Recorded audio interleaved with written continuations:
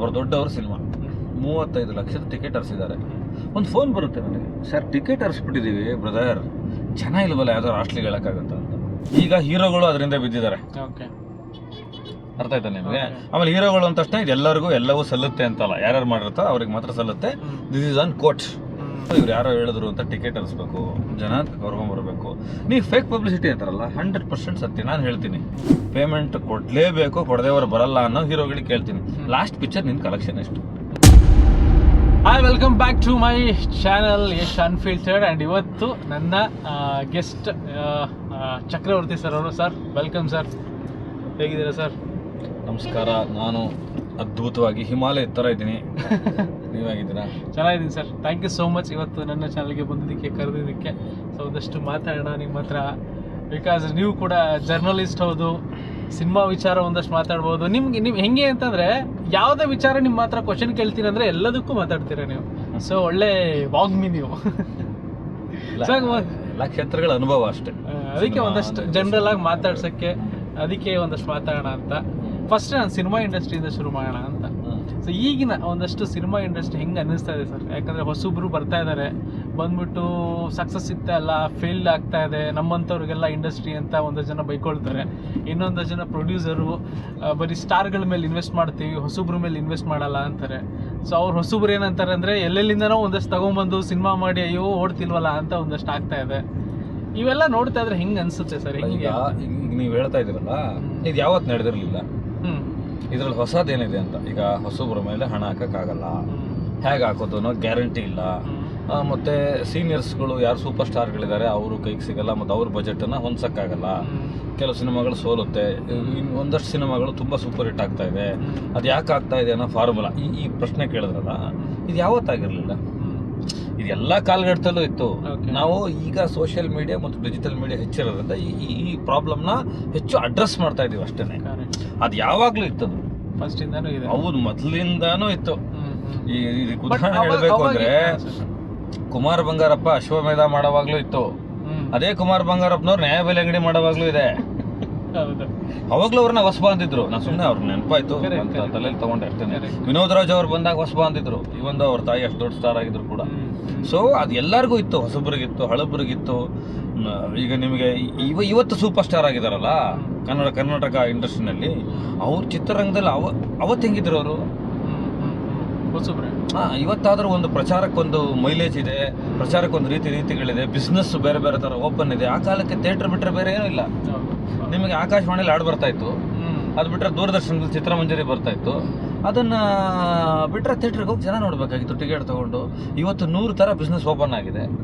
So ಹಾಗಾಗಿ ಏನಾಗುತ್ತೆ ಗೊತ್ತಾ ಯಶ್ ಅವರೇ, ಈ ಜ್ವರ ಬಿಟ್ಟ ಮೇಲೆ ಒಂಥರ ಈ ನಾಲಿಗೆಲ್ಲ ಒಣಗೋದು, ಸುಸ್ತಾಗೋದು ಇರುತ್ತಲ್ಲ ಗೊತ್ತಾ, ಫೀಲಿಂಗು. ಆ ಫೀಲಿಂಗಲ್ಲಿದೆ ಅಷ್ಟೇ ಚಿತ್ರರಂಗ.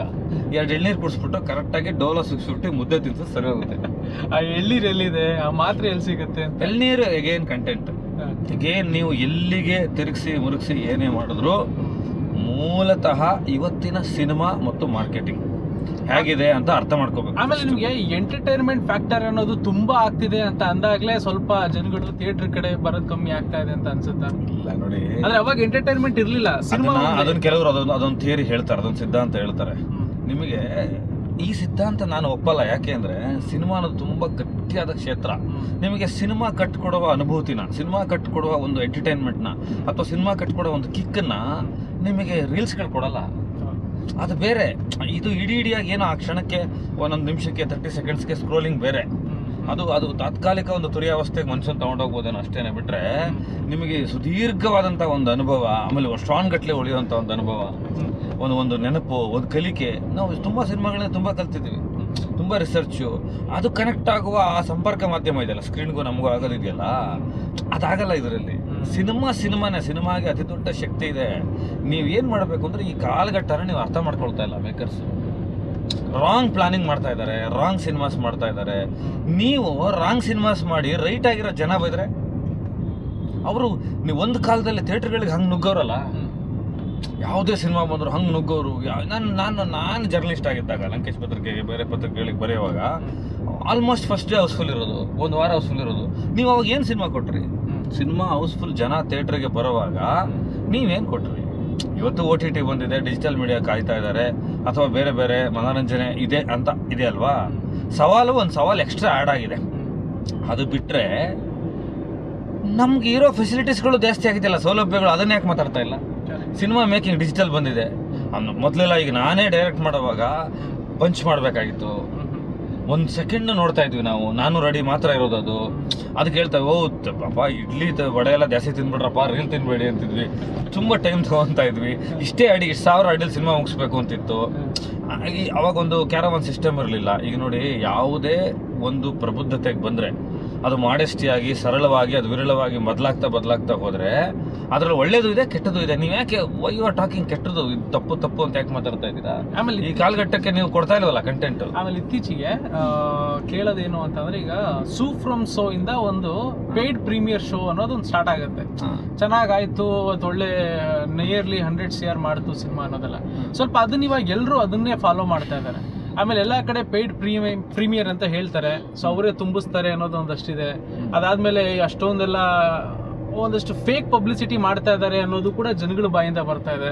ಕೆಲವೊಂದು ಫೇಕ್ ರಿವ್ಯೂ ಕೊಡಿಸ್ತಾರೆ, ಅದನ್ನ ನೋಡ್ಬಿಟ್ಟು ನಾವು ಹೋಗ್ತೀವಿ, ಸಿನಿಮಾ ಹಂಗಿಲ್ಲ ಅನ್ನೋ ಒಂದಷ್ಟು ಜನ ಹೇಳ್ತಿದ್ದಾರೆ. ಆ್ಯಂಡ್ ಇತ್ತೀಚೆಗೆ ಡಾಲಿ ಅವ್ರ ಸಿನಿಮಾ ಒಂದು ಮದರ್ ಪ್ರಾಮಿಸ್ ತಗೊಂಡ್ರು ಕೆಲವೊಂದು ಜನ ವಿಡಿಯೋ ಮಾಡಿ ಹಾಕ್ತಾ ಇದ್ರು, ನೋಡಿ ಖಾಲಿ ಥಿಯೇಟರ್ಗಳಿದೆ, ಜನಗಳಿಲ್ಲ, ಆದರೂ ಕೂಡ ಜನಗಳಿದ್ದಾರೆ ಅಂತ ತೋರಿಸ್ತಾ ಇದ್ದಾರೆ ಅಂತ. ಡಾಲಿ ಅವರು ಕೂಡ ಅದನ್ನ ಶೇರ್ ಮಾಡ್ಕೊಂಡಿದ್ರು. ಸೊ ಹಂಗಿದ್ದಾಗ ಏನು ಫಾಲೋ ಮಾಡಬೇಕು ಜನಗಳನ್ನ ಬರೋಕ್ಕೆ? ನೀವು ಮಾರ್ಕೆಟಿಂಗ್ ಅಂತ ಬಂದಾಗ, ಅಂದರೆ ನೀವು ರಿಲೀಸ್ ಆದ ನಂತರ ಕೇಳ್ತಾ ಇರೋದ್ರಿಂದ ನೋಡಿ, ಈ ಪೇಯ್ಡ್ ಪ್ರೀಮಿಯರ್ ಶೋನ ಮೊದಲು ತಂದವರು ಈ ಫಿಲಂ ಫೆಸ್ಟಿವಲ್ಗಳಿಗೆ ಸಿನಿಮಾ ಕಳಿಸ್ತಾರೆ ಗೊತ್ತಾ, ನ್ಯಾಷನಲ್ ಅವಾರ್ಡ್ಗಳಿಗೆ ಕಳಿಸ್ತಾರೆ ಗೊತ್ತಾ, ಅವರಿಂದ ಇವ್ರು ಐಡಿಯಾ ತಗೊಂಡಿತ್ತು. ಈಗ ನಿಮಗೆ ಅದ್ಭುತವಾದಂಥ ಮರಾಠಿ, ಕನ್ನಡ, ಹಿಂದಿ ಎಲ್ಲ ಭಾಷೆಗಳಿಗೂ ಫಿಲಂ ಫೆಸ್ಟಿವಲ್ಗಳಿಗೆ ಬರುವಂಥ ಸಿನಿಮಾಗಳು ಮತ್ತು ಚಲನಚಿತ್ರೋತ್ಸವಕ್ಕೆ ಹೋಗುವಂಥ ಸಿನಿಮಾಗಳನ್ನ ಅವರೇ ದುಡ್ಡು ಕೊಟ್ಟು ನೋಡಿ ಪ್ರಚಾರ ಮಾಡೋರು. ಬಟ್ ಅದು ಎಲ್ಲರಿಗೂ ಸಿಗ್ತಾ ಇರಲಿಲ್ಲ. ಅಂದರೆ ಡಿಮ್ಯಾಂಡ್ ಆ್ಯಂಡ್ ಸಪ್ಲೈನ ಕ್ರಿಯೇಟ್ ಮಾಡೋರು. ಈ ಸಿನಿಮಾ ಚೆನ್ನಾಗಿದೆ ಅಂತ ರೀ, ನಮ್ಗೆ ಸಿಗ್ತಾ ಇಲ್ಲ ಅಂತ. ಅದನ್ನು ತಿಥಿ ಸಿನಿಮಾ ಮಾಡಿದ್ರಲ್ಲ ಅವರು, ಈ ಕರ್ನಾಟಕ ರಾಜ್ಯದ ಮೊದಲ ಮುಖ್ಯಮಂತ್ರಿ ಮೊಮ್ಮಗ ಅವರು, ಆ ಡೈರೆಕ್ಟ್ರು, ಅವ್ರು ಆ ಕಾಲದಲ್ಲೇ ಅಟೆಂಪ್ಟ್ ಮಾಡಿದ್ರು. ಈಗ ಲಿಂಗದೇವರು ಒಂದು ವಿರಾಗಿ ಅಂತ ಒಂದು ಸಿನಿಮಾ ಮಾಡಿದ್ರು, ಅವರು ಥಿಯೇಟ್ರಿಗೆ ಬಿಡಲೇ ಇಲ್ಲ, ಸಿನಿಮಾ ಗೆಲ್ಲಿಸ್ಕೊಂಡ್ರು, ದುಡ್ಡು ಮಾಡಿದ್ರು ಅವರು. ಅಂದರೆ ಆ ಥರದ್ದು ಪಾಲಿಸಿನ ಟೈಮಿಗೆ ತಕ್ಕಂತೆ ಬದಲಾಯಿಸ್ಕೊಂಡು ಮಾರ್ಕೆಟಿಂಗ್ ಸ್ಟ್ರಾಟಜಿ ಮಾಡಿರೋರು ಇದ್ದಾರೆ.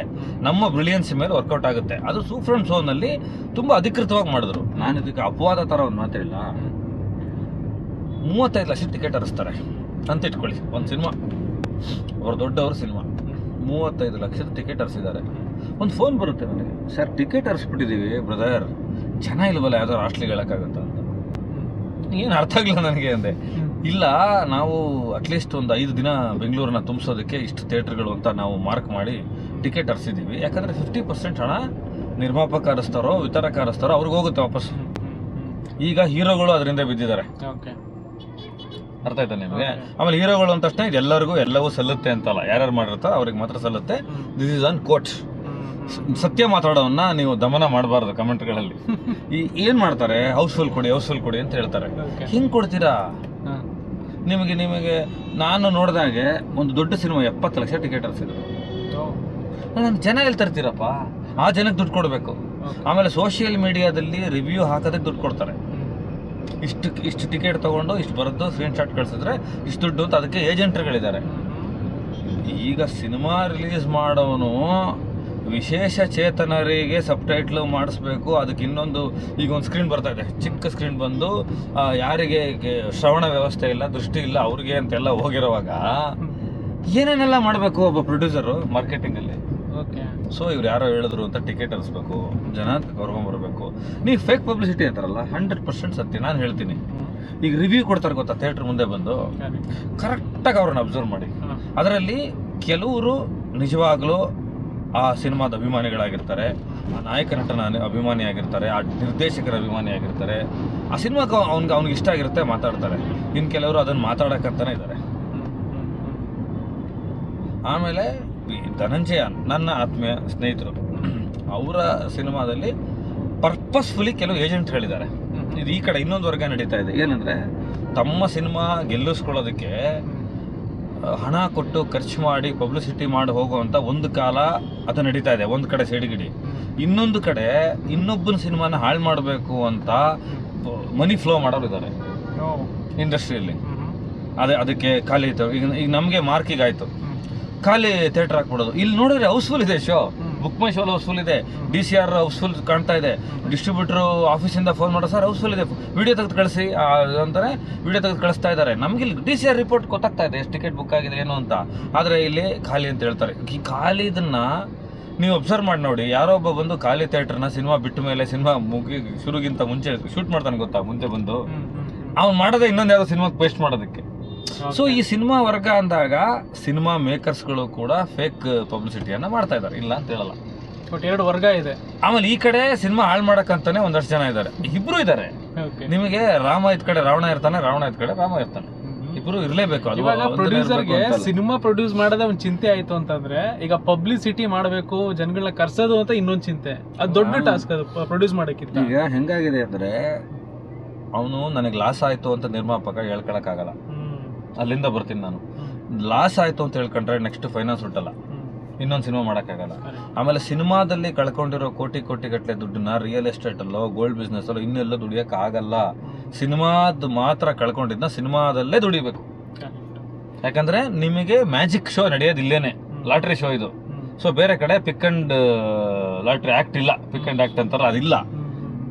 ಸೊ ಅಲ್ಲಿಂದ ಶುರುವಾದ್ರೆ ನಿರ್ಮಾಪಕನಿಗೆ ಪಬ್ಲಿಸಿಟಿ ಫ್ಯಾಕ್ಟರ್ ಬರುತ್ತೆ, ಥಿಯೇಟರ್ ಫ್ಯಾಕ್ಟರ್ ಬರುತ್ತೆ, ಆಮೇಲೆ ಪ್ರಚಾರಕ್ಕೆ ಬರೋದಿಲ್ಲ ಕೆಲವರು, ಏನೇನೋ ಕಾರಣಕ್ಕೆ ಮುನಿಸ್ಕೊಂಡಿರ್ತಾರೆ, ಈಗೋ ಕ್ಲಾಶಸ್ ಬರುತ್ತೆ. ಇತ್ತೀಚೆಗೆ ಒಂದು ಸಿನಿಮಾ ಆಯ್ತಲ್ಲ ಬರುತ್ತೆ. ಆಮೇಲೆ ಕಂಟೆಂಟು ಚೆನ್ನಾಗಿರಲ್ಲ, ಮೇಕಿಂಗ್ ಚೆನ್ನಾಗಿರುತ್ತೆ. ಆಮೇಲೆ ಆರ್ಗ್ಯಾನಿಕ್ ಆಗಿ ಒಂದು ಇದೆಯಲ್ಲ, ನಿಮಗೆ ಜನ ಬಾಯಿಂದ ಬಾಯಿಗೆ ಹೇಳಿ ಸಿನಿಮಾ ತುಂಬ್ಕೊಳ್ಳೋದಿದೆಯಲ್ಲ, ಅದು ಯಾವ ಕಾಲಕ್ಕೂ ಸಾರ್ವಕಾಲಿಕ ಸತ್ಯ. ಅವ್ನು ಮಾತಾಡ್ತಿರೋದು ಇವತ್ತು ಫೇಸ್ಬುಕ್ಕಲ್ಲಿ, ಇನ್ಸ್ಟಾದಲ್ಲಿ ಮಾತಾಡ್ತೀಯಾನ ಅಷ್ಟೇ. ಅವ್ನು ಮಾತಾಡ್ತಿರುವ ಟೂಲ್ಸು, ಆಯುಧಗಳು ಬೇರೆ ಇರ್ಬೋದು, ಅವ್ನು ಅದನ್ನೇ ಮಾತಾಡ್ತಾ ಇದ್ದಾನೆ. ಇಷ್ಟಾದ್ರೂ ಅವ್ನು ಬರಿತಾ ಇದ್ದಾನಲ್ಲ. ಈಗ ನಾನೇ ಪ್ರಾಮಾಣಿಕವಾಗಿ ಬರಿತೀನಿ, ಪ್ರಾಮಾಣಿಕವಾಗಿ ಸಿನಿಮಾ ನೋಡಿ ರಿವ್ಯೂಸ್ ಮಾಡ್ತೀನಿ. ನನ್ನ ಸ್ನೇಹಿತರದ್ದು ಅಲ್ಲದೆ ಹೋದ್ರು ಕನ್ನಡ ಸಿನಿಮಾ ಅಂದ ತಕ್ಷಣ, ಬೇರೆ ಸಿನಿಮಾ ಅಂದ ತಕ್ಷಣ ಹೋಗ್ತೀವಿ. ಯಾಕೆಂದರೆ ಸಿನಿಮಾದ ಮೇಲೆ ಇರೋ ಆಸಕ್ತಿ. ಸೊ ಇದು ಈ ಚಾಲೆಂಜಸ್ ಇದೆಯಲ್ಲ, ಇದು ದಿನೇ ದಿನೇ ನಾನೇನು ಹೇಳ್ತೀನಿ ಅಂದರೆ ಬೆಳಿತಾನೇ ಇರುತ್ತೆ. ನೀವು ಹಿಂಗಾಗ್ತಾ ಇದೆಯಲ್ಲ, ಹಂಗಾಗ್ತಾ ಇದೆಯಲ್ಲ ಅಂತ ಕೊರಗದಲ್ಲೇ ನಿರಾಶಾವಾದಿಗಳಾಗ್ದಲೆ ಆಶಾವಾದಿಗಳಾಗಿ ಅದಕ್ಕೊಂದು ಸೊಲ್ಯೂಷನ್ನ ಮಾಡ್ತಾ ಇರ್ಬೇಕು. ಈಗ ಪೈರಸಿಗೆ ಸೊಲ್ಯೂಷನ್ ಏನು ಮಾಡಿದ್ರಿ ನೀವು ಮಾಡಬೇಕಿತ್ತಲ್ವ ಇಷ್ಟೊತ್ತಿಗೆ? ನಾನೊಂದು 15 ಐಡಿಯಾ ಕೊಟ್ಟೆ ಸರ್ಕಾರಕ್ಕೆ ಬರೋದಾಗ್ತೆ. ಅದಕ್ಕೆ ಚೇಂಬರ್ ಅಂತಿದೆ, ಸಂಘಟನೆಗಳಿದಾವೆ, ಅವರೆಲ್ಲ ತಲೆ ಕೆಡ್ಸ್ಕೋಬೇಕು. ಅದಕ್ಕೆ ಕೆಲವು ಆ್ಯಪ್ಗಳನ್ನು ಬಂದ್ ಮಾಡಬೇಕು, ಅದಕ್ಕೆ ವಾಟರ್ ಮಾರ್ಕ್ಗಳನ್ನ ಹಾಕಬೇಕು ಕರೆಕ್ಟಾಗಿ, ಸ್ಯಾಟಲೈಟಲ್ಲಿ ಎತ್ತದೇ ಇರೋಂಗೆ ಅದಕ್ಕೆ ಲಾಕ್ ಸಿಸ್ಟಮ್ ತರಬೇಕು, ಇದೆಲ್ಲ ಮಾಡಬೇಕು. ಆಮೇಲೆ ಇನ್ನೂ ಒಂದು ಮುಂದುವರೆದ ಇಲ್ಲ, ನಿಮಗೆ ಒಂದು ಸಿನಿಮಾ ತುಂಬ ಚೆನ್ನಾಗಿದ್ರೆ, ಅದು ನಿಜವಾಗ್ಲೂ ಗುಡ್ ಕಂಟೆಂಟ್ ಆದರೆ, ನೀವು ಯಾವ ಪೈರಸಿ ಮಾಡಿ, ಯಾವ ರ್ಯಾಂಕ್ ಪಬ್ಲಿಸಿಟಿ ಮಾಡಿ, ಏನೇ ಮಾಡಿ, ಏನೂ ಮಾಡ್ಕೊಳಕ್ಕಾಗಲ್ಲ. ಆ ಸಿನಿಮಾ ಗೆಲ್ಲುತ್ತೆ. ಆ ಸಿನಿಮಾ ದುಡ್ಡು ಮತ್ತು ಹೆಸರು ಎಲ್ಲ ಶ್ರೇಯವನ್ನು ತಂದು ಕೊಡುತ್ತೆ ಆ ಸಿನಿಮಾ ಟೀಮ್ನವ್ರು. ಆಮೇಲೆ ನೀವು ಇನ್ನೊಂದು ಹೇಳಿದ್ರಿ, ಕೆಲವೊಂದು ಪ್ರಮೋಷನ್ ಮಾಡಬೇಕಾದ್ರೆ ಆ್ಯಕ್ಟರ್ಗಳು ಬರಲ್ಲ, ಕೆಲವೊಬ್ರು ಬರಲ್ಲ ಅಂತ. ಆ್ಯಂಡ್ ನಾನು ನೋಡಿದಂಗೆ ನೀವು ಹಿಂದೆ ಈ ಬಗ್ಗೆ ಒಂದಷ್ಟು ಪ್ರೆಸ್ ಮೀಟಲ್ಲೂ ಕೂಡ ಮಾತಾಡಿದ್ರಿ. ಈಗ ಕೆಲವೊಂದು ಈಗೋ ಕ್ಲಾಶಸ್, ಸಮ್ ಅದು ಇದು ಅಂತ ಅಂದಾಗ, ಇವಾಗ ಬರ್ತಿಲ್ಲ ಅಂತ ಅಂದಾಗ ಯಾರ ಮೇಲೆ ಬ್ಲೇಮ್ ಮಾಡಬೇಕಾಗುತ್ತೆ ಆ ಟೈಮಲ್ಲಿ? ಈಗ ಕೆಲವೊಂದು ಆ ಸಿನಿಮಾ ಹೋಗ್ಲಿಲ್ಲ ಅಂತಂದ್ರೆ, ಓಕೆ ಅವ್ರು ಪ್ರಮೋಷನ್ಗೆ ಬರದೇ ಇರೋದಕ್ಕೆ ಹಿಂಗಾಗೋಯ್ತು ಸಿನಿಮಾ ಅನ್ನೋ ಒಂದು ಸ್ಟಾಕ್ಸ್ ಮುಂದಿನ ದಿನಗಳು ಬಂದ್ಬಿಡುತ್ತೆ. ಇಲ್ಲ, ನಾನೇನು ಹೇಳ್ತೀನಿ ಅಂದರೆ, ಆ ಮಾತು ಅಟೆಂಡ್ ಮಾಡಿಬಿಡಿ ಅವ್ರನ್ನ. ನಾನೇನು ಹೇಳ್ತೀನಿ ಅಂದರೆ, ಸಿನಿಮಾ ಪೂರ್ತಿ ಅದೇ ಹೀರೋ ಇದ್ದಾನಲ್ವಾ, ಅವ್ನು ಪ್ರಮೋಷನ್ಗೆ ಬರೆದ್ರೆ ಏನು ಎಫೆಕ್ಟ್ ಆಗಲ್ಲ. ಸಿನಿಮಾನೇ ಅವ್ರದ್ದಲ್ವಾ, ಅದೇ ಕಲಾವಿದರ ಸಿನಿಮಾ, ಅದೇ ಕಟ್ಔಟ್ ಅವ್ರದ್ದೇ ಬಿದ್ದಿರೋದಲ್ವಾ, ಅವ್ರದ್ದೇ ಸಿನಿಮಾ ಹೆಸರಿರುವಾಗ ಪ್ರಮೋಷನ್ಗೆ ಬಂದಿಲ್ಲ 2 ಗಂಟೆ ಅವರೇ ಇದ್ದಾರಲ್ಲ. ಇಲ್ಲಿ ಈ ಪ್ರಮೋಷನ್ ವಿವಾದಗಳನ್ನು ಶುರುವಾದಾಗ ನಾನು ಸ್ಟೇಟ್ಮೆಂಟ್ ಹೇಳಿದ್ದು ನಂಗೆ ನೆನಪಾಯ್ತು ಹಿಂದೆ, ನೀವು ಮುಖಕ್ಕೆ ಬಣ್ಣ ಹಚ್ಕೋಬೇಕು, ನಾಲ್ಗೆಗಲ್ಲ ಅಂತ. ಈ ಕಲಾವಿದರಿಗೆ ಮಾತ್ರ ಹೇಳ್ತಾ ಇದ್ದೀನಿ. ಈ ಸಿನಿಮಾದಲ್ಲಿ ಏನಾಗುತ್ತೆ ಅಂದರೆ, ಈ ನಿರ್ದೇಶಕರದ್ದು ಕ್ಲಾಶಸ್ಗಳಿರುತ್ತೆ, ಈಗೋ ಕ್ಲಾಶಸ್ ಇರುತ್ತೆ. ಆ ಹೇಳಿದ ಕಥಾ ಸಂದರ್ಭದಲ್ಲಿ ಹೇಳಿದ ಬೇರೆ ಇರುತ್ತೆ, ಕಥನ ಕಟ್ಟುವಾಗ ಬೇರೆ ಇರುತ್ತೆ, ಅದನ್ನು ವಿಜುವಲೈಸ್ ಮಾಡುವಾಗ ಬೇರೆ ಇರುತ್ತೆ. ಯಾವ್ಯಾವುದೋ ಕಾರಣಕ್ಕೆ ಅವಮಾನಗಳು ಮಾಡ್ಕೊಂಡಿರ್ತಾರೆ. ಇವ್ರದ್ದೆಲ್ಲ ಸಮಸ್ಯೆ ಏನು ಅಂದರೆ, ನನಗಿಂತ ಸಿನಿಮಾ ದೊಡ್ಡದು ಅಂತ ಇವ್ರು ಯಾರು ನಂಬಿಲ್ಲ. ಈ ನನಗಿಂತ ಸಿನಿಮಾ ದೊಡ್ಡದು ಅಂತ ನಂಬಿದವನು ನೀವು ಪ್ರಚಾರಕ್ಕೆ ಬರಬೇಡ ಅಂತಲೂ ಹೇಳಲ್ಲ, ನಾನು ಪ್ರಚಾರಕ್ಕೆ ಬರಲ್ಲ ಅಂತಲೂ ಹೇಳಲ್ಲ. ಎರಡೂ ದಾರ್ಶ್ಯ ನನ್ನ ಪ್ರಕಾರ. ಒಬ್ಬ ನಿರ್ದೇಶಕ, ನೀನು ದುಡ್ಡು ಕೊಟ್ಟು ಸೆಟ್ಲ್ ಮಾಡಿದ್ದೀನಯ್ಯ, ಎಷ್ಟು ಕಿರಿಕಿರಿ ಮಾಡ್ತೀಯ, ಅದಕ್ಕೆ ತಗೊಳಯ್ಯ ನೀನು ದುಡ್ಡು ಬಿಸಾಕಿದ್ದೀನಿ, ನೀನು ಪ್ರಚಾರಕ್ಕೆ ಬರಬೇಡ, ಔಟ್ ಆಫ್ ದಿಸ್ ಸಿಲೆಬಸ್ ಅಂತಾನಲ್ಲ, ಅವನಿಗೂ ಸಿನಿಮಾದ ಮೇಲೆ ಗೌರವ ಇಲ್ಲ ನನ್ನ ಪ್ರಕಾರ. ಅದೇ ಒಬ್ಬ ನಾಯಕ ನಟನೋ ನಾಯಕಿನೋ, ನನಗೆ ಪುರ್ಸೊತ್ತಿಲ್ಲ ಅಥವಾ ನನಗೆ ಕರೆದಿಲ್ಲ, ನನಗೆ ಕಾಸ್ಟ್ಯೂಮ್ ಕೊಟ್ಟಿಲ್ಲ, ಇದೆಲ್ಲ ಹೇಳ್ತಾರೆ. ನನಗೆ ಕಾಸ್ಟ್ಯೂಮ್ ಕೊಟ್ಟಿಲ್ಲ, ರಿಲೀಸ್ ಟೈಮಲ್ಲಿ ಕಾಸ್ಟ್ಯೂಮು ನಾನು ನೋಡಿದ್ದೀನಿ, ನಾನು ಬರ್ದಿರೋ ಸಿನಿಮಾದಲ್ಲಿ ಅನುಭವಿಸಿದ್ದೀನಿ. ನನಗೆ ನೀವು ಕಾಸ್ಟ್ಯೂಮ್ ಸರ್, ಕಾರ್ ಕಳಿಸಿಲ್ಲ ಸರ್ ಕನ್ವಿನ್ಸ್ ಇಲ್ಲ ಸರ್. ಅಲ್ಲಮ್ಮ, ಇದೆಲ್ಲ ಅಗ್ರಿಮೆಂಟಲ್ಲಿ ಆಗಿದೆಯಲ್ಲ, ಇದೆಲ್ಲ ಅಗ್ರಿಮೆಂಟ್ ಟೈಮಲ್ಲಿ ತುಂಬ ಚೆನ್ನಾಗಿ ಮಾತಾಡ್ತಾರೆ. ಅವಾಗ ಅವರ ಮಾತುಗಳೆಲ್ಲ ತುಂಬ ಬೆಣ್ಣೆ ಥರ ಇರುತ್ತೆ. ಆಮೇಲೆ ಉಣ್ಣೆ ಬಟ್ಟೆ ಹಾಕೊಂಡಂಗೆ ಆಗೋದು. ಅರ್ಥ ಆಯ್ತಾ ನಿಮಗೆ ನಾನು ಹೇಳ್ಬೇಕಂತ ಹೇಳಿದೆ. Okay okay. ಬರಲ್ಲ, ಕನ್ವಿನ್ಸ್ ಕೇಳ್ತಾರ ಆ ಟೈಮಲ್ಲಿ. ಇದು ಎರಡೂ ಇದೆ. ಆಮೇಲೆ ಆ ಕಲಾವಿದರು ಬರ್ತಾ ಇದ್ದವ್ರನ್ನ ಅವಮಾನ ಮಾಡಿರೋ ಟೀಮ್ಗಳಿದಾವೆ, ನಾನು ನೋಡಿದ್ದೀನಿ. ಆ ಹೆಣ್ಮಕ್ಳು ಬಂದು ನಮ್ಮ ಹತ್ರ ಹತ್ಕೊಂಡು ಸರ್ ಈ ಥರ ಅವಮಾನ ಮಾಡ್ತಾ ಇದ್ದಾರೆ, ನಾನು ಮಾಡಿರೋದೇ ಒಂದು ಐಟಮ್ ಸಾಂಗು, ನಾನು ಹೀರೋಯಿನ್ ಥರ ಪ್ರೊಜೆಕ್ಟ್ ಮಾಡಿ ದುರುಪಯೋಗ ಪಡಿಸ್ಕೋತೀರ, ಆ ಹೀರೋಯಿನ್ ನನಗೆ ಫೋನ್ ಮಾಡ್ತಾ ಇದ್ದಾರೆ, ನಾನು ನೆಕ್ಸ್ಟ್ ಹೀರೋಯಿನ್ ಆಗಿ ಮಾಡ್ತಿರೋ ಸಿನಿಮಾಗಳಿಗೆ ಪ್ರಾಬ್ಲಮ್ ಆಗ್ತಾ ಇದೆ. ಈ ಥರ 100 ವಿಷಯಗಳಿದೆಪ್ಪ. ಸಿನಿಮಾ ಅಂದರೆ ತುಂಬ ದೊಡ್ಡದಿದು, ಸಮುದ್ರ ಇದು. ಸೊ ಹಂಗಿರುವಾಗ ಸಂಕೀರ್ಣವಾಗಿ ನೋಡದೆ ನನಗೆ ಪೇಮೆಂಟು ಕೊಡಲೇಬೇಕು, ಇಲ್ಲ ನಾನು ಬರಲ್ಲ ಅಪ್ಪ. ನಾನು ಕೇಳ್ತೀನಿ ಈಗ ಪೇಮೆಂಟ್ ಕೊಡಲೇಬೇಕು, ಕೊಡದೇವರು ಬರಲ್ಲ ಅನ್ನೋ ಹೀರೋಗಳಿಗೆ ಕೇಳ್ತೀನಿ, ಲಾಸ್ಟ್ ಪಿಕ್ಚರ್ ನಿನ್ನ ಕಲೆಕ್ಷನ್ ಎಷ್ಟು ತೆಗಿಯಪ್ಪ DCR ರಿಪೋರ್ಟ್ನ. ಆ ಪ್ರೊಡ್ಯೂಸರ್ ಎಷ್ಟು ಖರ್ಚು ಮಾಡಿದ್ದಾನೆ ನಿನ್ನ ಸಿನಿಮಾದ ಮೇಲೆ? ನಿನಗೆ 1.25 ಕೋಟಿನೋ 1.5 ಕೋಟಿನೋ 2 ಕೋಟಿನೋ 10 ಕೋಟಿನೋ XYZ ಡಾಬಾ ಕಡ ಕೊಟ್ಟಿದ್ದ, ನೀನು ಎಷ್ಟು ರೆವಿನ್ಯೂ ತಗೊಟ್ಟಿದ್ದೀಯ ವಾಪಸ್ಸು? ಚಿತ್ರರಂಗಕ್ಕೆ ನಂದು ಕೊಡುಗೆ ಇದೆ, ಚಿತ್ರರಂಗದಲ್ಲಿ ನಾನು ಇದ್ದೀನಿ ಅಂತ ಹೇಳೋನು ಮೊದಲು ಡಿಕ್ಲೇರ್ ಮಾಡ್ಕೋಬೇಕಾಗಿರೋದು, ಶ್ವೇತಪತ್ರ ಥರ ಹೊಡಿಸ್ಬೇಕಾಗಿರೋದೇನು ಅಂದರೆ, ನನ್ನಿಂದ ಎಕನಾಮಿಕಲಿ ದೊಡ್ಡ ದೊಡ್ಡ ಡೈರೆಕ್ಟರ್ಗಳು ಹೇಳಿದ್ದಾರೆ, cinema is A creative economy. ನೀವು ಆರ್ಥಿಕ ವಿಷಯಗಳು ಇಲ್ದಲೆ ವ್ಯತ್ಯಯ ಆದರೆ ಸಿನಿಮಾ ಮಾಡೋಕ್ಕಾಗಲ್ಲ. ನಾನು ಕತೆ ಬರ್ಕೊಂಡು 150 ಸ್ಕ್ರಿಪ್ಟ್ ಇದೆ ನನ್ನ ಹತ್ರ, ಹಂಗಾಗಲ್ಲ. ನೀನು ಏನಪ್ಪ ಸಾಧಿಸ್ತೆ ಅಂತ ಕೇಳ್ತೀನಿ ನಾನು. ನೀನು ಏನು ಕೊಟ್ಟಿದ್ಯಾ? ಸರಿ, ಹಠ ಮಾಡ್ತಾ ಇದೆಯಾ? ಸರಿ, ನೀನು ಹತ್ರ ಲಿಬರಲ್ ಆಗಬೇಕಲ್ವ? ಈಗ ಚಿತ್ರರಂಗ ಕಷ್ಟದಲ್ಲಿದೆ, ಸಿನಿಮಾಗಳಾಗ್ತಾ ಇಲ್ಲ ಅಂತ ಹೇಳುವ ಹೀರೋಗಳಿಗೆ ಕೆಲವರಿಗೆ ಮತ್ತೆ ಅಂಡರ್ಲೈನ್ ಮಾಡ್ತಾ ಇದ್ದೀನಿ, ಅವ್ರಿಗೆ ಹೇಳ್ತೀನಿ, ವರ್ಷಕ್ಕೆ ಎಷ್ಟು ಪಿಕ್ಚರ್ ಮಾಡ್ತಾ ಇದ್ದೀರಾ? ಎಷ್ಟು ಜನರ ಕಥೆಗಾರರಿಗೆ ಅವಕಾಶ ಕೊಟ್ಟಿದ್ದೀರಾ? ಒಬ್ಬ ಹೀರೋ ಒಂದು ಸಿನಿಮಾಗೆ ಬಂದು ನಿಂತ್ಕೊಂಡ್ರೆ 150 ಜನಕ್ಕೆ ಅಲ್ಲಿ ಕೆಲಸ ನಡೀತದಲ್ವಾ? ಎಷ್ಟು ಜನಕ್ಕೆ ಕೊಟ್ಟಿದ್ದೀರಾ? ಮತ್ತೆ ಇಂಡಸ್ಟ್ರಿಗೆ ಏನು ಕೊಡುಗೆ ಕೊಟ್ಟಿದ್ದೀರಾ? ಎಷ್ಟು ರೆವಿನ್ಯೂ ಕೊಡ್ತಾ ಇದ್ದಾರೆ ಚಿತ್ರರಂಗದಿಂದ? ಎಷ್ಟು ಮನೋರಂಜನೆ ಕೊಡ್ತಾ ಇದ್ದಾರೆ? ಏನು ರೋಲ್ ಮಾಡಲ್ಲ ನಿಂತ್ಕೊತಾ ಇದ್ದಾರೆ ಆಡಿಯನ್ಸ್ಗೆ? ನೀವು ಬಂದುಬಿಟ್ಟು ಕೊಚ್ತೀರಾ, ಕಡಿತೀರಾ, ಚುಚ್ತೀರಾ, ಸಾಯಿಸ್ತೀರಾ, ರೇಪ್ನು ಎಲ್ಲ ಸಮರ್ಥಿಸ್ಕೊಬಿಟ್ಟು ಇದು ರೋಲ್ ಮಾಡಲ್ಲ ಅನ್ನೋಕ್ಕಾಗುತ್ತಾ ನೀವು? ಇಟ್ಸ್ ಅ ಬಿಸ್ನೆಸ್ ಅಂತೇನೆ ಅಷ್ಟೇ ನಾನು. ಎಲ್ಲ ವ್ಯಾಪಾರಗಳ ಥರ ಇದು ಒಂದು ವ್ಯಾಪಾರ, ಕಲೆಗೆ ಗೌರವ ಇಲ್ಲ. ನೀವೇನು ಕಲಿಸ್ತಾ ಇದ್ದೀರಾ? ನೀವು ಸಿನಿಮಾಗಳಲ್ಲಿ ಕೊಚ್ಚಬಹುದು, ಕೊಲ್ಲಬಹುದು ಅಂತೆಲ್ಲ ಹೇಳ್ತಾ ಇದ್ದೀರಾ. ಇವತ್ತು ಗೆಲ್ತಾ ಇರೋದೆಲ್ಲ ಕೆಟ್ಟವ್ರ ಸಿನಿಮಾ, ಒಳ್ಳೆಯವ್ರ ಯಾವ ಸಿನಿಮಾ ಗೆಲ್ತಾ ಇಲ್ಲ. ನೀವು ಬಂಗಾರದ ಮನುಷ್ಯನೇ ಲಾಸ್ಟ್ ಪಿಕ್ಚರ್ ಒಳ್ಳೆಯವ್ರ ಕತೆ ಹೇಳಿದ್ದು. ಒಳ್ಳೆಯವ್ರ ಕತೆ ಹೇಳಕ್ಕಾಗಲ್ಲ, ಹೇಳಿದ್ರೆ ಜನ ನೋಡಲ್ಲ, ಬೋರಿಂಗ್ ಅಂತಾರೆ. ಕೆಟ್ಟವ್ರದ್ದು ಹೇಳ್ಬೇಕು ನೀವು. ಗ್ರೇ ಶೇಡ್ ಅಂತಾರೆ ಅದನ್ನ, ಈಗ ಪಕ್ಕ ವಿಲನ್ನೇ ಆಗ್ಬಿಟ್ಟ.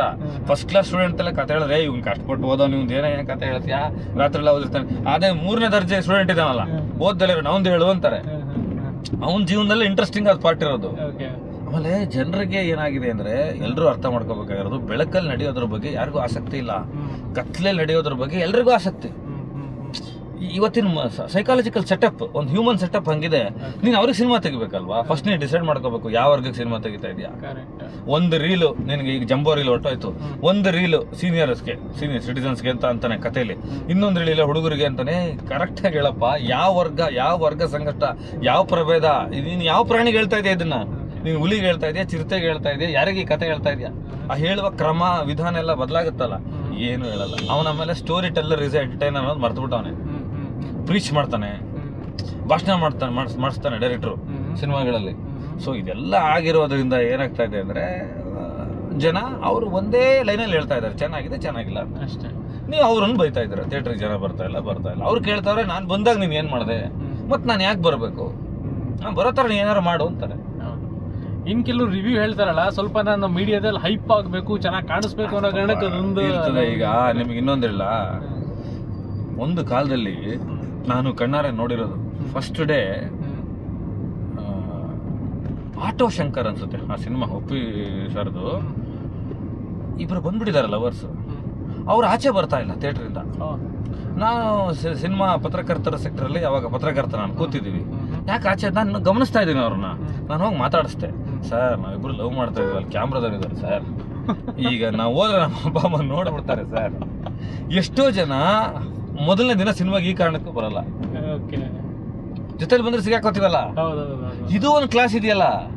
ನಾನು ಯಾಕೆ ಈ ಕ್ಲಾಸನ್ನೇ ನಿಮಗೆ, ಇವನೇನು ಮಾತಾಡೋರು ಉಲ್ಟಾ ಮಾತಾಡ್ತಾನೆ ಅನ್ಸ್ತಾ ಇರ್ಬೋದು ನಿಮಗೆ. ಯಾಕೆ ಈ ವರ್ಗ ಹೇಳ್ತಾ ಇದ್ದೀನಿ, ಈ ಮುಖ ಹೇಳ್ತಾ ಇದ್ದೀನಿ ಅಂದ್ರೆ, ಇನ್ನೊಂದು ಮುಖ ಇದೆ, ನೀವು ಅದು ಅರ್ಥ ಮಾಡ್ಕೊತಾ ಇಲ್ಲ. ಈಗ ಒಬ್ಬರು ಪ್ರೊಡ್ಯೂಸರ್ ಹೇಳಿದ್ರಪ್ಪ, ಯಾವನ್ನ ಕರ್ಕೊಂಬರ್ಬೇಕು ಅವನಿಗೆ 5,000 10,000 ಕೊಡ್ಬೇಕಂತ, ಅವ್ರ ಮಾತು ಅದು ಕೊಡಬೇಕಂತ. ಅವ್ನು ಹುಚ್ಚುನ್ ಥರ ಕೂಗಾಡ್ತಾನೆ ನಮ್ಮ ಸಿನಿಮಾ ನೋಡ್ಬಿಟ್ಟು. ಅವ್ನು ಪ್ರಚಾರ ಮಾಡಿ ನನ್ನ ಸಿನಿಮಾ ಗೆಲ್ಲೇಬೇಕು, ಅವನಿಗೆ ದುಡ್ಡು ಕೊಡಲೇಬೇಕು, ನಾನು ಸಿನಿಮಾ ಪ್ರಮೋಷನ್ನೇ ಮಾಡಲ್ಲ ಅಂದರು. ಸೊ ಎಲ್ಲಿಗೆ ಬಂದ್ಬಿಟ್ಟಿದ್ದೀವಿ? With due respect to all influencers, ಆಯಿತಾ? ತಲೆಗಾರರು, ಪ್ರಚಂಡ ತಲೆಗಾರರು, ರೈಟರ್ಸ್ಗಳು, ಸೀನಿಯರ್ಸ್ಗಳು, ಅಂತಂಥ ಸೂಪರ್ ಸ್ಟಾರ್ಗಳು, ಮ್ಯೂಸಿಕ್ಕು ಎಲ್ಲ ಇದೆಯಲ್ಲ, ಎಲ್ಲ ಇರೋನು ಹೋಗ್ಬಿಟ್ಟು ಕೊನೆಗೆ ಇನ್ಫ್ಲುಯೆನ್ಸರ್ಸ್ಗಳ ಮೇಲೆ ಅವಲಂಬಿತ ಆಗಿದ್ದಾನೆ ಇವತ್ತು ಸಿನಿಮಾ ಮೇಕರು. ಅವ್ರು ಪ್ರಮೋಷನ್ ಮಾಡಬೇಕು, ಅವ್ರು ಬಂದು ಒಂದು ಕ್ರಿಂಜ್ ಮಾಡಬೇಕು. ಒಂದು ಬಂದಿದೆ ಈಗ ಕ್ರಿಂಜ್ ಅಂತ. ಇನ್ಫ್ಲುಯೆನ್ಸರ್ಸ್ಗಳು ಏನಿದಾರಲ್ಲ ಅವರು ಸಿನಿಮಾ ಮಾರ್ಕೆಟಿಂಗ್ ನ ಎತ್ಕೊಂಡು ಹೋಗ್ತಾ ಇರೋದು ನಿಮಗೆ ಡಿಜಿಟಲ್ ಇನ್ಫ್ಲುಯೆನ್ಸರ್ಸ್, ಲೆಗಸಿ ಮೀಡಿಯಾಗಳಲ್ಲ. ಲೆಗಸಿ ಮೀಡಿಯಾಗಳು 2 ನಿಮಿಷ ಸುದ್ದಿ ಮಾಡ್ತವೆ. ನೀವು ಅದೇನಂತಾರೆ ಪ್ಯಾಕೇಜ್ ಕೊಟ್ರೆ ಸ್ಕ್ರೋಲಿಂಗ್ ಆಗ್ತಾರೆ. ಇಂಥ ಸಿನಿಮಾ ಹೆಂಗೆ ರಿಲೀಸ್ ಆಗ್ತೈತೆ, Gajapati Garvabhanga release this date, Raghavendra Rajkumar ನಾಯಕತ್ವ ಅಂತ ಹಿಂಗೆ ಬರ್ತದೆ. ಆದ್ರೆ ಡಿಜಿಟಲ್ ಮೇಕರ್ಸ್ ಇದಾರಲ್ಲ ಅವ್ರಿ ನಿಮ್ ಸಿನಿಮಾನ ಹೇಳ್ತಾ ಇರೋದು. ನೀವು ಅವ್ರಿಗೆ ಕೊಡೋದು ಪುಡಿಗಾಸು. ಫಸ್ಟ್ ಬೇಸಿಕ್ ಅರ್ಥ ಮಾಡ್ಕೊಳ್ಳಿ. ನಿಮ್ಗೆ ಅರ್ಥ ಆಗ್ತಾ ಇದೆಯಾ? ಇನ್ಫ್ಲುಯೆನ್ಸರ್ಸ್ಗಳು ಇವತ್ತು ಉತ್ತರ ಕರ್ನಾಟಕದಿಂದ ಬರ್ತಾರೆ. ನಾನು ಒಂದು ರಿಲೀಸ್ ಟೈಮಲ್ಲಿ ನೋಡಿದೆ, ಹಿಂಗ್ ಹಿಡ್ಕೊಂಡು ಇವರೆಲ್ಲ ಏನ್ ಮಾಡ್ತಾರೆ ಅಂದೆ. ಇವ್ರ ಜೊತೆ ಎಲ್ಲ ಕ್ರಿಂಜ್ ಮಾಡ್ಬೇಕು, ಇವ್ರ ಜೊತೆ ಎಲ್ಲ ಒಂದು ಸ್ಕಿಟ್ ಮಾಡ್ಬೇಕು ಚಿಕ್ಕದು. ಯಾಕೆ ಅಂದ್ರೆ ನಮ್ಮ ಸಿನಿಮಾ ಪ್ರಮೋಷನ್ಗೆ. ಎಷ್ಟು ವರ್ಷದಿಂದ ಇದೆ ಇದು? 10 ವರ್ಷದಿಂದ ಇದೆ. ನಾನು ಒಳ್ಳೇದೇ ರೀ. ಒಂದು ಸಿನಿಮಾ ಪ್ರಮೋಷನ್ಗೆ ಇನ್ಫ್ಲುಯೆನ್ಸರ್ಸ್ಗಳು ಬಳಸ್ಕೊತಾ ಇದ್ದಾರೆ. ನೆಟ್ಟಿಗೆ ಬಳಸ್ಕೊಳ್ಳಿ. ಅವ್ರು ನಿಮಗೆ ಕಡಿಮೆ ದುಡ್ಡಿಗೆ ಮಾಡ್ತಾರೆ. ಫಸ್ಟ್ ಅವರು ಕ್ರಿಯೇಟಿವ್ ಆಗಿ ಮಾಡ್ತಾರೆ. ನೀನ್ ಸಿನಿಮಾ ತೆಗ್ದಿದ್ಯೋ ಬಿಟ್ಟಿದ್ಯೋ ಗೊತ್ತಿಲ್ಲ, ಅವ್ನು ನಿನಗಿಂತ ಜಾಸ್ತಿ ಕ್ರಿಯೇಟಿವ್ ಇರ್ತಾನೆ. ಒಂದು ಕೋಣದ ಪಿಕ್ಚರ್ ಅಂದ್ರೂ ಇದು ನಮ್ಮ ಊರಿಂದ ಕೋಣ ಕಳೆದೋಗಿದೆ, ನೀನ್ ಹಿಡ್ಕೊ ಬಂದಿದ್ಯಾ ಅಂತ ಮಾಡ್ತಾನೆ. ಅದು ಮಿಲಿಯನ್ ಗಟ್ಲೆ ಓಡ್ತದೆ. ಯಾವ್ದೋ ಪೊಲೀಸ್ ಕತೆ ಆದ್ರೆ ನೀನ್ ಬಾಗ ಹಂಗೆ ಸೈಟ್ ಕೊಡ್ಸು, ನಂದು ಸೈಟ್ ಒತ್ತುವರಿ ಆಗಿದ್ದಾರೆ ಅಂತ ಅವನೊಂದು ಕಾನ್ಸೆಪ್ಟ್ ಮಾಡ್ತಾನೆ. ನಿನಗಿಂತ ಶಾರ್ಟ್ ಆಗಿ ಮಾಡ್ತಾನೆ, ಬೇಗ ಮಾಡ್ತಾನೆ, ಕ್ರಿಯೇಟಿವ್ ಆಗಿ ಮಾಡ್ತಾನೆ. ಅವನ ಎನರ್ಜಿ ಬಳಸ್ತಾನೆ, ಅವ್ನ ಪ್ಲಾಟ್ಫಾರ್ಮ್ ಬಳಸ್ತಾನೆ, ಹಂಗೆ ಫೀಸು ತಗೋತಾನೆ. ಅರೆ ನಿನಗೆ ಬೇಕಲ್ಲಪ್ಪ ಇವತ್ತು ರೀಚ್ ಆಗಕ್ಕೆ ಇರೋ ಮಾಧ್ಯಮನೇ ಇನ್ಸ್ಟಾ, ಫೇಸ್ಬುಕ್, ಟ್ವಿಟರ್ಗಳು, ಬೇರೆ ಬೇರೆ ಆಪ್ಗಳು ಅಂತ ಆದ್ಮೇಲೆ ಆ ಆಪಲ್ ಸ್ಟ್ರಾಂಗ್ ಇರೋರು ತಾನೇ ಹಿಡಿಬೇಕು. ನೀವು ರನ್ನಿಂಗ್ ರೇಸ್ ಓಡಬೇಕು ಅಂತ ಹೋಗ್ಬಿಟ್ಟು ವಾಲಿಬಾಲ್ ಆಡೋ ಜೊತೆ ನಿಂತ್ಕೊಬಿಟ್ರೆ ಆಗಲ್ಲ. ನೀವು ರನ್ನಿಂಗ್ ರೇಸ್ ಓಡೋ ಜೊತೆ ಇರಬೇಕು. So I appreciate them. ನಾನು ಅವ್ರನ್ನ ತುಂಬಾ ಮನಸ್ಸಿಂದ ಶ್ಲಾಘನೆ ಮಾಡ್ತೀನಿ. ಯಾಕಂದ್ರೆ ಇವತ್ತು ಸಿನಿಮಾ ರೀಚ್ ಮಾಡ್ತಾ ಇರೋದೇ ಅವರು. ಆಮೇಲೆ ರಿವ್ಯೂಸ್, ಈಗ ಪ್ರಿಂಟ್ ಮೀಡಿಯಾ ರಿವ್ಯೂಸ್ ಬರೋದು. ನಾನು ಪ್ರಿಂಟ್ ಮೀಡಿಯಾದಲ್ಲಿ ಇದ್ದವನು, ಆಮೇಲೆ ವಿಜುವಲ್ ಮೀಡಿಯಾಗೆ ಬಂದವನು, ಆಮೇಲೆ ಸಿನಿಮಾಗೆ ಬಂದವನು.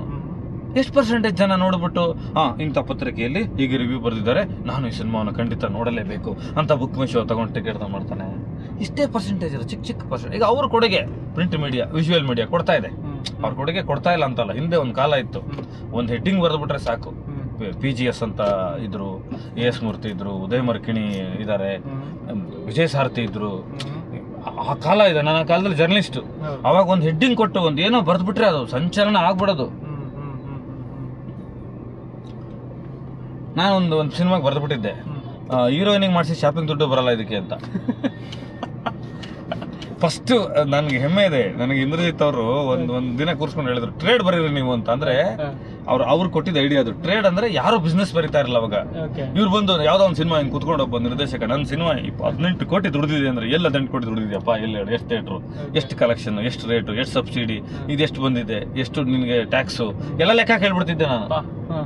ಇಷ್ಟೇ ಬಂದಿರೋದು. ಯಾಕೆ ಅವಾಗ ಸಿನಿಮಾದಲ್ಲಿ ಏನಿತ್ತು ಒಂದು ಕಾಲದಲ್ಲಿ ಅಂದ್ರೆ 100 ಕೋಟಿ ದುಡಿತು ಅಂದ್ರೆ ಯಾವನು ಹೇಳೋರಿಲ್ಲ, ಕೇಳೋನಿಲ್ಲ. ಇವಾಗ ಹೇಳಿ ನಂದು 15 ಕೋಟಿ ಕಲೆಕ್ಷನ್ ಆಯ್ತು ಅಂತ ಸ್ಟ್ರೈಟ್ IT. ಅದನ್ನ ಮಾಡಿದ ಹೆಮ್ಮೆ ನಮಗಿದೆ, ನನಗೆ. ಮತ್ತೆ ನಾನು ಕೆಲಸ ಮಾಡ್ತಿದ್ದ ಪತ್ರಿಕೆ, ಲಂಕೇಶ್ ಪತ್ರಿಕೆಗೆ ತುಂಬಾ ಸೀರಿಯಸ್ ಆಗಿ ತಂದ್ವಿ ಅದನ್ನ. ಬ್ಲಾಕ್ ಬಸ್ಟರ್ ಮೆಗಾ ಹಿಟ್ 40 ಕೋಟಿ ಕಲೆಕ್ಷನ್ ಅಂತ ಹಾಕ್ಬಿಡೋರು. ನಾವು ಕೇಳ್ತಾ ಇದ್ವಿ 40 ಕೋಟಿ ಕಲೆಕ್ಷನ್ ಲೆಕ್ಕ ಹಾಕ್ಬಿಡೋರು. ತೋರ್ಸು ಎಲ್ಲಾಗಿದೆ ಸಿನಿಮಾದಲ್ಲಿ. ಹೆಂಗೆ ಅಂದ್ರೆ ಅಂತೆ ಬಂತೆ. ಈ ಜರ್ನಲಿಸಮ್ ಸಿನಿಮಾ ನಡುವೆ ಈಗ ನೀವು 2 ಕಡೆ ಇರೋದ್ರಿಂದ ಹೇಳ್ತಾ ಇದ್ದೀನಿ, ಎರಡನ್ನೂ ಮಾತಾಡ್ತಾರೆ. ಅದು ಯಾವ್ದು ಕರೆಕ್ಟ್ ಇರಲ್ಲ, ಅಧಿಕೃತವಾಗಿರಲ್ಲ. ಅದೇ ಬೇರೆ ಫೀಲ್ಡ್ ಜರ್ನಲಿಸಮ್ ಅಲ್ಲಿ ಹಂಗಾಗಲ್ಲ. ನೀವು ಕ್ರೈಮ್ ಬರೆಯೋವನಿಗೂ, ಪಾಲಿಟಿಕ್ಸ್ ಬರೆಯೋವನಿಗೂ, ಪರಿಸರ ಬರೆಯೋವನಿಗೆ ಹಂಗಿರಲ್ಲ. ಆಮೇಲೆ ಇವಾಗ ಫಸ್ಟ್ ಡೇನೆ ಇಷ್ಟು ಕೋಟಿ ಬಂದ್ಬಿಡುತ್ತೆ. ಫಸ್ಟ್ ಶೋ ಇವಾಗ ಆಲ್ ರೆಕಾರ್ಡ್ ಬ್ರೇಕು. ಅಲ್ಲ ಚರ್ಚೆಗತಾ ಇರ್ತಾನೆ ತಲೆ ಡೈರೆಕ್ಟರ್.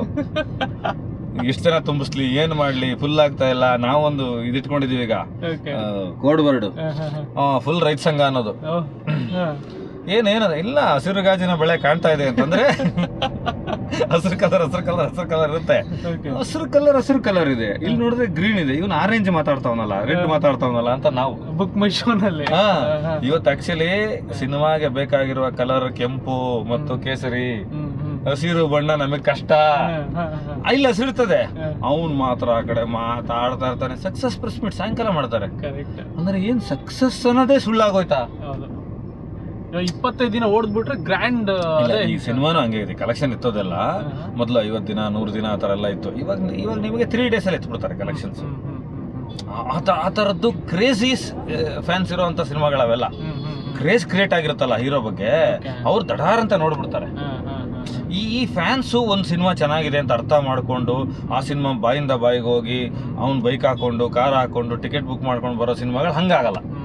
ಇಲ್ಲಿ 2 ಥರ ಇದೆ. ಕಂಟೆಂಟ್ ಫ್ಯಾನ್ಸು, ಕ್ರೇಜ್ಗಿರೋ ಫ್ಯಾನ್ಸು. ಒಬ್ಬರ ಮೇಲೆ ಒಂದು ಕ್ರೇಜ್ ಇರ್ತದೆ, ಆ ಕ್ರೇಜಿಗೆ ಒಂದಷ್ಟು ಜನ ನೋಡ್ಬಿಡ್ತಾರೆ ಹಾಗೆ. ಅಡ ಇಟ್ಟಿರೋ ನಿಮ್ಮ ಚಿನ್ನವನ್ನ ತಕ್ಷಣ ಬಿಡಿಸ್ಬೇಕಾ? ನಿಮ್ಮ ಚಿನ್ನವನ್ನ ಬೆಸ್ಟ್ ಪ್ರೈಸ್ಗೆ ಮಾರ್ಬೇಕಾ? ಕಾಲ್ 8722484848.